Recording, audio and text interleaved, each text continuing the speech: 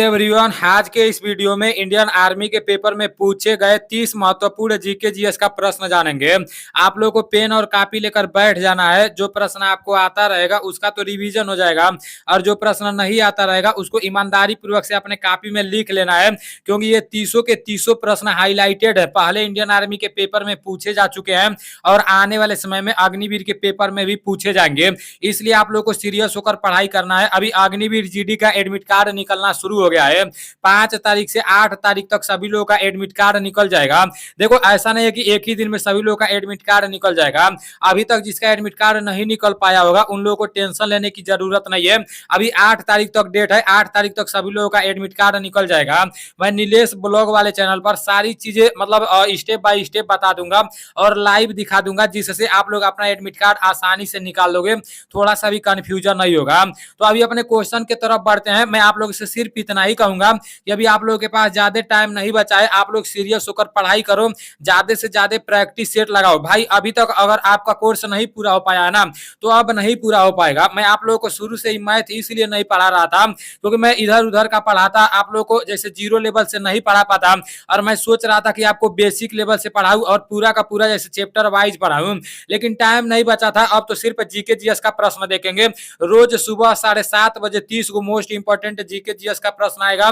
उसके बाद से दोपहर में जैसे एक टॉपिक से, जैसे मान लो विटामिन से एक प्रश्न पूछा जाता है तो पूरा विटामिन का वीडियो आपके सामने आएगा। जैसे जिस टॉपिक से एक प्रश्न बनता है उसका पूरा का पूरा प्रश्न एक ही जगह में आप लोगों को ला कर दूंगा। उसके बाद से शाम को आज तक मैं जितना भी जीके जीएस आप लोगों को बता चुका हूं उसी में से आपका टेस्ट लिया जाएगा, तभी पता चलेगा कि आप अपना तैयारी किस तरह से कर रहे हो। देखो, जितने लोग 5-5 हजार रुपया, 10-10 हजार रुपया जैसे फीस देकर एकेडमी में पढ़ने जाते हैं तो उन लोगों को भी इसी तरह से पढ़ाया जाता है। उन लोगों को भी जैसे दोपहर में पढ़ाया जाता है, सुबह पढ़ाया जाता है, शाम को पढ़ाया जाता है, और जो सुबह में पढ़ाया जाता है ना, शाम को उसी का मतलब रिवीजन होता है।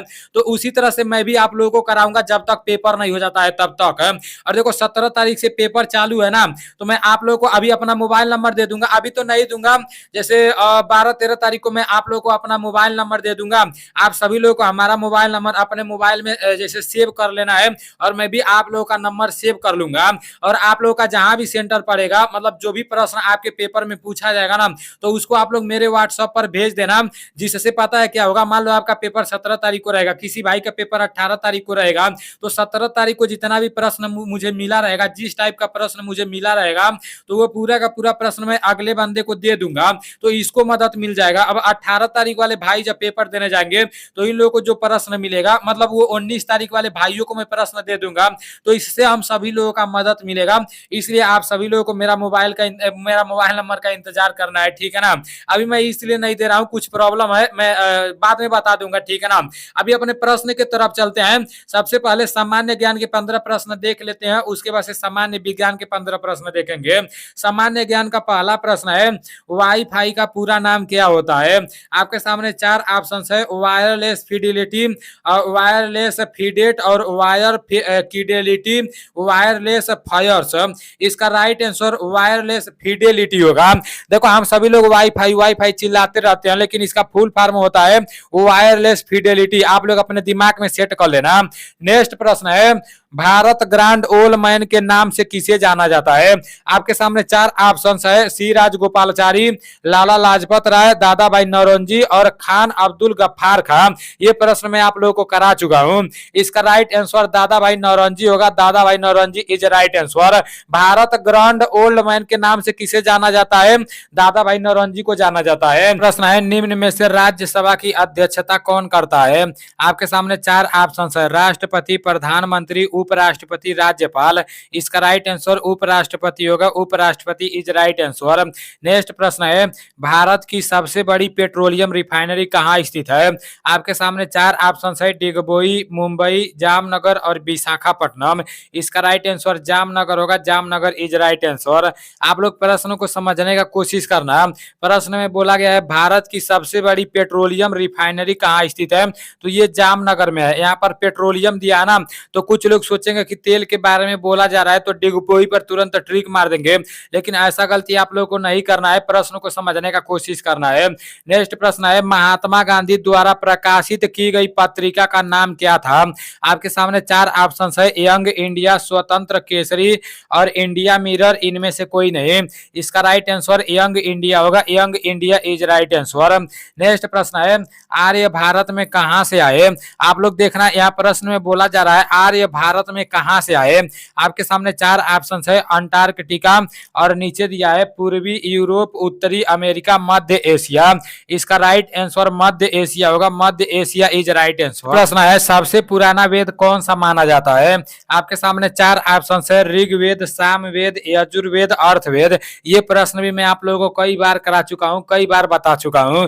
इसका राइट आंसर ऋग्वेद होगा, ऋग्वेद इज राइट आंसर। सबसे पुराना वेद कौन सा वेद माना जाता है? ऋग्वेद को माना जाता है। नेक्स्ट प्रश्न है, चपाती एवं कमल का संबंध था, किससे था? आपके सामने चार ऑप्शन है, 1857 के विद्रोह से, कूका आंदोलन से, रामोसी विद्रोह से, उपयुक्त सभी। इसका राइट आंसर 1857 के विद्रोह से होगा, 1857 इज राइट आंसर। नेक्स्ट प्रश्न है, टीपू सुल्तान कहाँ का शासक था? आपके सामने चार ऑप्शन है, मैसूर, बेंगलुरु, हैलीबीड और श्रीरंगपट्टनम। इसका राइट आंसर मैसूर होगा, Mysore is right answer. Tipu Sultan कहाँ का शासक था? मैसूर का शासक था। नेक्स्ट प्रश्न है, भारतीय राष्ट्रीय सेना ने द्वितीय विश्व में किसके विरुद्ध में युद्ध किया? आपके सामने चार ऑप्शन है, जर्मनी, जापान, इटली और ग्रेट ब्रिटेन। इसका राइट आंसर ग्रेट ब्रिटेन होगा, great Britain is right answer. Next प्रश्न है, हल्दी घाटी का युद्ध किस सन में लड़ा गया? मोस्ट इंपोर्टेंट प्रश्न है और हमें लगता है कि ये प्रश्न आप सभी लोगों को पता भी होगा। आपके सामने चार ऑप्शन है, 1576, 1574, 1561 और 1570। इसका राइट आंसर 1576 हो जाएगा, 1576 is right answer. Haldi Ghati का युद्ध किस सन में लड़ा गया? 1576 में लड़ा गया। नेक्स्ट प्रश्न है, चीनी यात्री ह्वेन सांग किस शासक के शासन काल में भारत आया? आपके सामने चार ऑप्शन है, चंद्रगुप्त, विक्रमादित्य, समुद्रगुप्त और चंद्रगुप्त प्रथम और नीचे दिया है हर्षवर्धन। इसका राइट आंसर हर्षवर्धन हो जाएगा, Harshvardhan is right answer. Next प्रश्न है, अंग्रेजों ने फूट डालो और शासन करो की नीति कब अपनाई? आपके सामने चार ऑप्शन है, 1905, 1907, 1911 और 1857। इसका राइट आंसर 1905 होगा, 1905 इज राइट आंसर। नेक्स्ट प्रश्न है, अंतर्राष्ट्रीय युवा दिवस कब मनाया जाता है?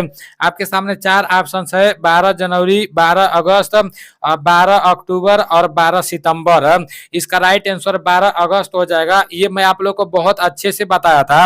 अंतर्राष्ट्रीय युवा दिवस 12 अगस्त को मनाया जाता है और राष्ट्रीय युवा दिवस 12 जनवरी को मनाया जाता है। दोनों में अंतर है, एक इंटरनेशनल वाला पूछा जा रहा है और एक नेशनल वाला पूछा जा रहा है, तो आप लोग इसको समझना, ठीक है ना। नेक्स्ट प्रश्न है, महिलाओं के लिए किसमें स्थान आरक्षित है? ये भी मोस्ट इंपोर्टेंट प्रश्न है। ये प्रश्न भी बहुत बार इंडियन आर्मी के पेपर में पूछा गया है। आपके सामने चार ऑप्शन है, लोकसभा, राज्यसभा, विधानसभा, पंचायती राज। इसका राइट आंसर पंचायती राज हो जाएगा, पंचायती राज इज राइट आंसर। नेक्स्ट प्रश्न है, देखो अभी सामान्य ज्ञान के 15 प्रश्न समाप्त हो चुके हैं। अब सामान्य विज्ञान के 15 प्रश्न देख लेते हैं।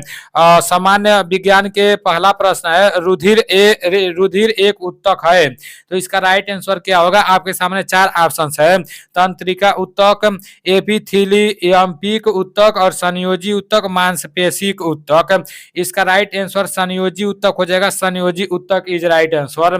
नेक्स्ट प्रश्न है, मशीन गन के आविष्कारक कौन है? आपके सामने चार ऑप्शन है, हॉरेस शोट, जी ओटिस, जेम्स वाट और डॉक्टर गेटिंग। इसका राइट आंसर डॉक्टर गेटिंग हो जाएगा, doctor getting is right answer. यहाँ मशीन गन के आविष्कारक कौन है? डॉक्टर गेटिंग है। देखो डा लिखकर और इस तरह से लिखा रहता है तो इसका मतलब डॉक्टर होता है। नेक्स्ट प्रश्न है, न्यूटन किस पद्धति में बल की इकाई है? आपके सामने चार ऑप्शन है, सीजीएस पद्धति, एमकेएस पद्धति और नीचे दिया है एफपीएस पद्धति और और ए सभी। तो इसका राइट आंसर एएमकेएस पद्धति हो जाएगा। एएमकेएस पद्धति इज राइट आंसर। नेक्स्ट प्रश्न है, एक रॉकेट किसके संरक्षण के सिद्धांत पर कार्य करता है? ये भी मोस्ट इंपोर्टेंट प्रश्न है। आपके सामने 4 ऑप्शंस है, द्रव्यमान, कोणीय संवेग, ऊर्जा और रेखीय संवेग। इसका राइट आंसर रेखीय संवेग हो जाएगा। रेखीय संवेग इज राइट आंसर। नेक्स्ट प्रश्न है, प्रकाश की चाल सर्वाधिक होती है, प्रकाश की चाल सबसे अधिक किसमें होती है? आपके सामने 4 ऑप्शंस है, हवा में, पानी में, कांच में और हीरे में। इसका राइट आंसर हीरे में हो जाएगा। हीरा इज राइट आंसर। नेक्स्ट प्रश्न है, विद्युत किससे उत्पन्न होता है? ये भी मोस्ट इंपोर्टेंट प्रश्न है, विद्युत किससे उत्पन्न होता है? आपके सामने 4 ऑप्शंस है, डायोड, ट्रांजिस्टर, डायनेमो और मोटर। इसका राइट आंसर डायनेमो हो जाएगा। Dynamo is right answer. विद्युत डायनेमो से उत्पन्न होता है। नेक्स्ट प्रश्न है, कौन सी वस्तु सामान्य ताप पर द्रव रहती है? आपके सामने 4 ऑप्शन है, पोटेशियम, फास्फेट, पारा और निकेल। इसका राइट आंसर पारा हो जाएगा। पारा इज राइट आंसर। नेक्स्ट प्रश्न है, अनुवांशिक के पिता कौन है? आपके सामने 4 ऑप्शन है, batting best, Lewis pasture, Mendel और इनमें से कोई नहीं। इसका राइट आंसर मेंडल हो जाएगा। अनुवांशिक के पिता किसको कहा गया है? मेंडल को कहा जाता है। Mendel is right answer. Next प्रश्न है, मानव शरीर की सबसे बड़ी ग्रंथि है। मानव शरीर की सबसे बड़ी ग्रंथि क्या है? आपके सामने 4 ऑप्शन है, हृदय, यकृत, फेफड़ा और गुर्दा। इसका राइट आंसर यकृत होगा। यकृत इज राइट आंसर। नेक्स्ट प्रश्न है, हमारे शरीर में स्नायु लिगामेंट, इसको जैसे लिगामेंट बोलते हैं, लिगामेंट क्या जोड़ती है? ये भी मोस्ट इंपोर्टेंट प्रश्न है। आपके सामने 4 ऑप्शन है, मांसपेशियों को चमड़ी से, मांसपेशियों को मांसपेशियों से, हड्डी से हड्डी को और मांसपेशियों से हड्डी को। तो इसका राइट आंसर हड्डी से हड्डी को होगा। लिगामेंट किससे किसको जोड़ता है? हड्डी से हड्डी को जोड़ता है। नेक्स्ट प्रश्न है, निम्न में से सबसे जहरीली गैस है। तो निम्न में से सबसे जहरीली गैस कौन है? आपके सामने 4 ऑप्शन है, carbon dioxide, oxygen, carbon monoxide, इनमें से कोई नहीं। इसका राइट आंसर कार्बन मोनोऑक्साइड होगा। Carbon monoxide is right answer. Next प्रश्न है, चाकू से काटने वाली धातु है। आपके सामने 4 ऑप्शन है, लिथियम, हाइड्रोजन, सोडियम और आर्गन। इसका राइट आंसर सोडियम हो जाएगा। ये भी मोस्ट इंपोर्टेंट प्रश्न है। चाकू से काटने वाली धातु कौन सी है? सोडियम है। Sodium is right answer. Next प्रश्न है, कौन सा विटामिन जल में घुलनशील होता है? ये तो मैं आप लोगों को बहुत अच्छी तरह से बताया हूं। आपके सामने 4 ऑप्शन है, vitamin A, vitamin B, vitamin C, vitamin D. इसका राइट आंसर विटामिन बी होगा। देखो, विटामिन बी और विटामिन सी जल में घुलनशील होता है और विटामिन के, ई, डी, ए वसा में घुलनशील होता है। वो मैं आप लोगों को बता चुका हूं। नेक्स्ट प्रश्न है, पेट्रोल को शुद्ध करने की विधि है। आपके सामने 4 ऑप्शन है, प्रभाजी, आसवन विधि, आसवन और कौर द्वारा, इनमें से कोई नहीं। इसका राइट आंसर प्रभाजी आसवन विधि होगा। प्रभाजी आसवन विधि इज राइट आंसर। नेक्स्ट प्रश्न है और लास्ट प्रश्न है, रेशम कीट का अध्ययन किसमें किया जाता है? आपके सामने 4 ऑप्शन है, फ्लोरिकल्चर, सेरिकल्चर, एपीकल्चर और इनमें से कोई नहीं। इसका राइट आंसर सेरिकल्चर हो जाएगा। Sericulture is right answer. प्रश्न को समझने का कोशिश करना। कभी कभी मधुमक्खियों का अध्ययन पूछ देता है, तो इस तरह से आप लोगों से पूछा जाता है। अभी आप लोगों के 30 प्रश्न समाप्त हो चुके हैं। इन 30 प्रश्नों में से आपका कितना प्रश्न सही हुआ है, ईमानदारी पूर्वक से कमेंट करके बता देना। एक कमेंट से हमें बहुत ज्यादा मोटिवेशन मिलता है और जब अंदर मोटिवेशन रहता है तभी किसी कार्य को करने में मजा आता है। तो आप लोग कमेंट करके बताना आपका कितना प्रश्न सही हुआ है, हमें भी पता चले कि हमारे कितने सब्सक्राइबर इस बार फौजी बनने वाले हैं। ये पूरा का पूरा पीडीएफ मैं टेलीग्राम चैनल पर भेज दूंगा। टेलीग्राम चैनल नीलेश ब्लॉग के नाम से है, उसका लिंक मैं डिस्क्रिप्शन में भी दे दूंगा और अबाउट में भी मिल जाएगा। और मैं आप लोग को बोला हूं ना, जैसे अब आप लोग को एक दिन में 3 से 4 क्लास चलेंगे। देखो, मुझे भी स्टडी करना है, लेकिन भाई हमें तो लग रहा है अगर 20-25 दिन हमको मिल जाते ना तब अच्छा रहता। अभी अच्छे से तैयारी नहीं हो पाया है, मेरा कोर्स नहीं पूरा हो पाया है, बहुत ज्यादा टेंशन है। लेकिन देखते हैं क्या होता है, जो कुछ भी होगा देखा जाएगा। अगर पहलवान भाई साथ नहीं देता ना तो फिर मैं आप लोग को इस तरह से पढ़ा नहीं पाता। पहलवान भाई बहुत ज्यादा साथ देता है, बहुत ज्यादा साथ देता है। पूरा का पूरा दिन हमारे पास ही रहता है, पीडीएफ बनाता है। मतलब मैं क्या बताऊं यार, बहुत अच्छा दोस्त है पहलवान भाई। तो चलो ठीक है, मिलते हैं अगले वीडियो में। आप देखते हैं कौन कहाँ जाता है। जय हिंद, वंदे मातरम। आप लोग दूसरे वीडियो का इंतजार करना। मैं जो कुछ भी बता रहा हूँ ना, बारीकी से पढ़ोगे ना तो भाई बहुत फायदा करेगा।